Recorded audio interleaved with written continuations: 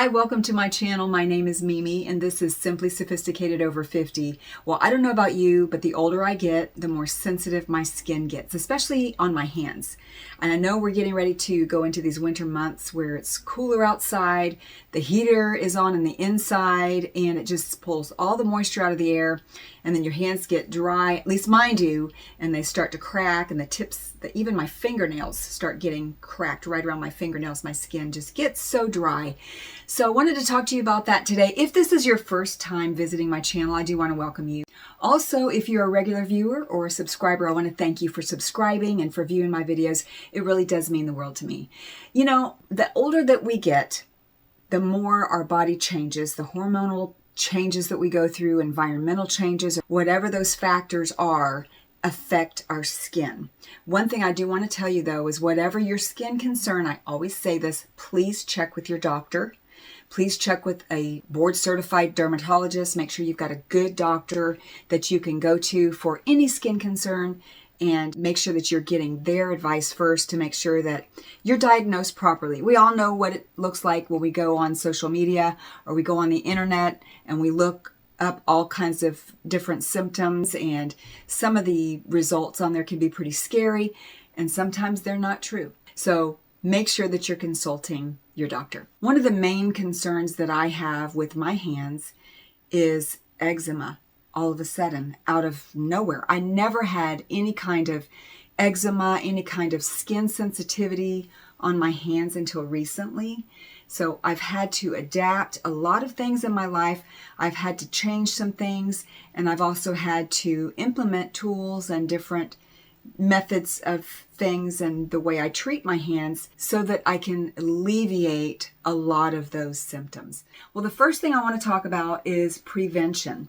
So the way that I can kind of, when I do have an outbreak or to prevent an outbreak, the first thing that I noticed, the first thing that I changed was the soap that I was using to wash my hands with. You definitely want to make sure that you have soap that has moisturizers in it, maybe one with aloe. This is one I picked up. I obviously have used a lot of it. I have it in all my soap dispensers. But something that's not going to be irritating your skin, maybe something that's not going to be heavily perfumed either. Once again, check with your doctor to make sure that you're using the right thing for your hands. But that's where I started. I wanted to make sure that my hands weren't getting dried out every time I wash them. Another thing that, and I know you'll read this as well, if you put moisturizer on your hands after you wash them, of course. This is one of the ones that I have, Aveeno. I have this readily available, and every time I wash my hands, I'll just put a little bit on my hands after, and even just a little bit will just kind of add that moisture that I need. So moisturizing, not just the right kind of soap, but moisturizing as well. I think one of the best ones for me that I have found that I really like is the Aveeno Eczema Therapy. They have a couple of different products in this actual line, but this one, the number one ingredient is colloidal oatmeal. So that's very helpful for eczema and the treatment of it and lack of irritation. So one thing with eczema is you don't want to use anything that's going to irritate your skin and make it itch more or dry it out more. So this one I found was probably my favorite. Another one that I've tried is Cetaphil Eczema Therapy. This one also was very good. This has colloidal oatmeal in it as well. That was the first thing that I checked before I bought this one because I knew that the Aveeno worked really well. So I wanted to try a couple of different options, and I have to have these. I take a tote bag with me and I carry them in my car just so that I can have something when I'm out and about so my hands don't get dry. When I am not at home and I'm out running around, if I don't use one of these lotions throughout the day, even this one that doesn't say eczema, but if I don't use a lotion, my hands will split. My fingers will split. It's unbelievable. I don't know. Do any of you have that issue? I've never had that. Like I said, never had that in my life. So I'm trying to just manage what I'm going through with that right now. So we talked about prevention, which is basically the soap and the lotion. Another thing that would help with the prevention is making sure that your hands are protected. So what I mean by protection is another way of prevention, trying to make sure that you don't damage your skin, trying to make sure that you are protecting them from any further outbreaks or during an outbreak.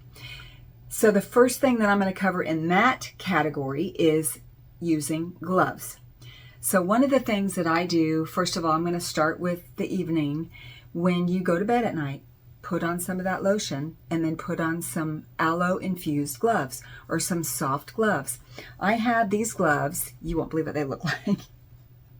These gloves I need to get some new ones. I mean, I use them every night. They're wonderful. They're soft. They're, like I said, they're aloe infused. And I'll just put my lotion on and I'll put these on. The funny thing is, I don't know what it is about these, but Coda Bear is really crazy about these gloves. I don't know why, but he always runs to my nightstand and he'll pick one of these up and I'll find it on the floor. I don't know what he likes about them, but maybe they're fun to chew on.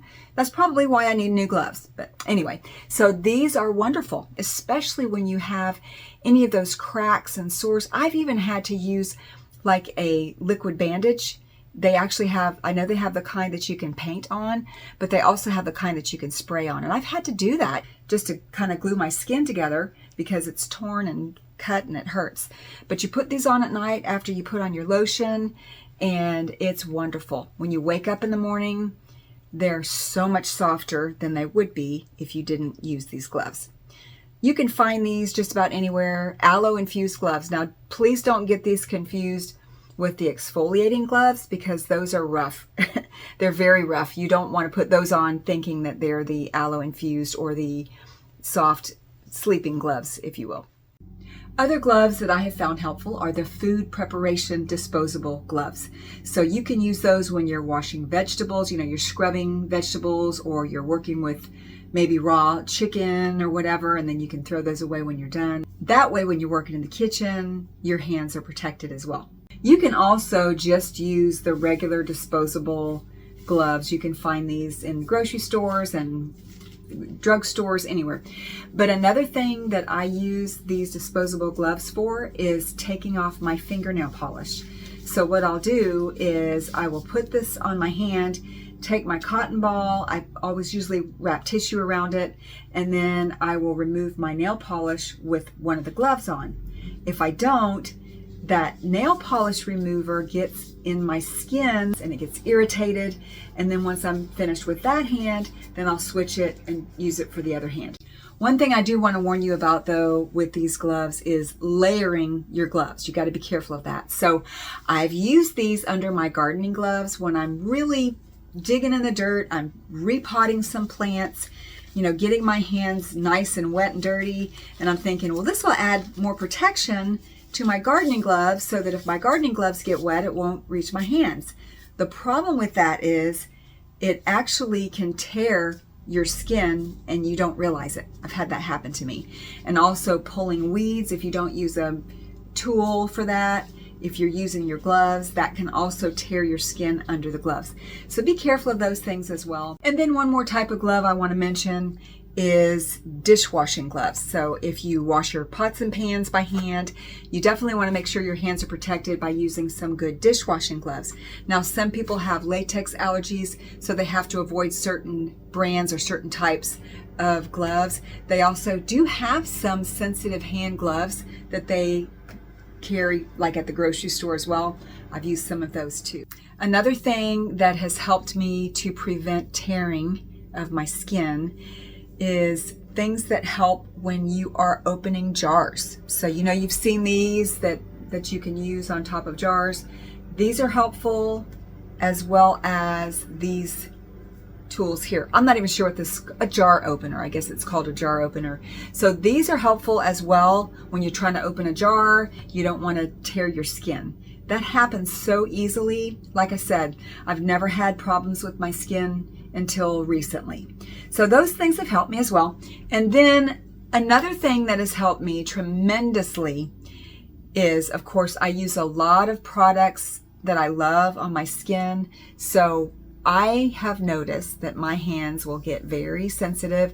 They'll get torn up when I use these products on my skin. So I use a retinol serum that I got from my dermatologist. I also used to use The Ordinary has a retinoid that they have over the counter. It's pretty good too. But anyway, when I'm applying my retinol or my glycolic acid, I didn't want to put it on my bare hands. I did some research and I thought, what can I use? And I really wanted something that was going to work. So I found these little, they're so cute. They are from Amazon. They are eye and facial massage tools. They're jade. So these actually came in a 2-pack in this nice little satin bag. And what I do is I take my serum and I will just squeeze it out and I just put it on the tip and then I will just massage that into my skin. And then what I do, I'll take my moisturizer, I just put a few dots on my skin, and then I just rub this all over my skin and my neck. And then I'm getting the benefits of a facial massage at night, plus I'm not getting anything on my hands. And then I rinse it off, wash it off, dry it off, put it back in its cute little container. So this has helped me tremendously. So the last thing I want to show you is a brush cleaner. This thing is amazing. When I was cleaning my brushes before in my hands or on my hands, it was irritating my skin. So I found these, and I have a couple of them actually, and they have a little section on the back that you can put it on your counter. They have different patterns on them. There are different areas that you're supposed to rinse and wash. I just use the whole thing. I'll put cleanser in the middle of it and I just rub the brush around, scrub it around, and then I'll rinse it off, and I'll keep doing that until it rinses off clean. And this really helps. This is a game changer. This has really helped my hands. Well, those are some of the things that I've used. If you know of anything that would be helpful, I would love to hear from you. Well, I hope you found this video helpful. If you did, please give it a thumbs up, and I will see you on the next video. Thanks for watching.